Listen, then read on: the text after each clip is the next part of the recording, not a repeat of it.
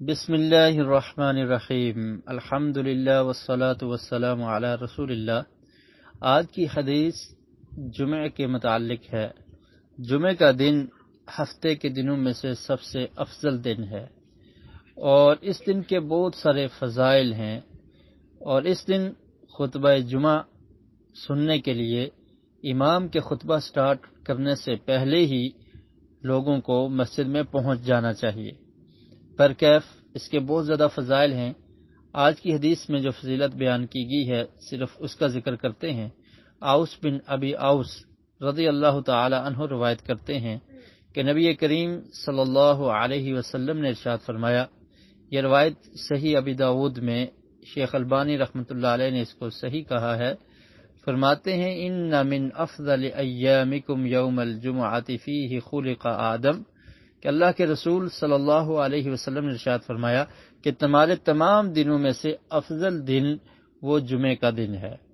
اس میں آدم علیہ السلام کو پیدا کیا گیا، وفیہ قبض، اور اسی دن ان کو فوت کیا گیا، وفیہ النفخۃ وفیہ الصاعقۃ، اور اسی دن قیامت برپا ہوگی یعنی سور پھونکا جائے گا۔ فاکثروا علی من الصلاۃ فیہ، تو اس دن یعنی جمعے کے دن مجھ پہ کثرت سے درود پڑھا کرو۔ فَإِنَّ صَلَاتَكُمْ مَعْرُوضَةٌ عَلَيَّ، کیونکہ تمہارا درود مجھ پر پیش کیا جاتا ہے۔ اللہ رب العالمین نے فرشتوں کی ڈیوٹی لگا رکھی ہے، جہاں پر بھی کوئی انسان آقا علیہ السلام پہ درود پڑھتا ہے تو اس کا درود پیش کیا جاتا ہے۔ اور جمعے کے دن اللہ کے رسول صلی اللہ علیہ وسلم نے جو حکم دیا فَأَكْثِرُوا عَلَيَّ مِنَ الصَّلَاةِ فِيهِ، کہ اس دن مجھ پہ کثرت سے درود پڑھا کرو۔ اور ایک دوسری روایت میں فرمایا کہ جو انسان مجھ پہ ایک دفعہ درود پڑھتا ہے اللہ تعالیٰ اس پر 10 دفعہ رحمتیں نازل کرتا ہے۔ اور ایک روایت میں الفاظ ہیں کہ 10 رحمتیں نازل ہوتی ہیں، 10 گناہ معاف ہوتے ہیں اور 10 درجات بلند ہوتے ہیں۔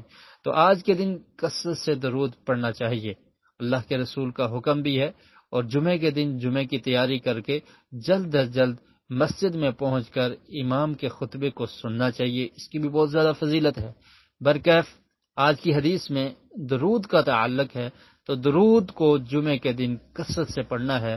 اللہم صلی علی محمد وعلی آل محمد کما صلیت علی ابراہیم وعلی آل ابراہیم انک حمید مجید، اللہم بارک علی محمد وعلی آل محمد کما بارکت علی ابراہیم وعلی آل ابراہیم انک حمید مجید، اللہم صلی وسلم وبارک علی نبینا محمد سلم و تسلیما کثیرا۔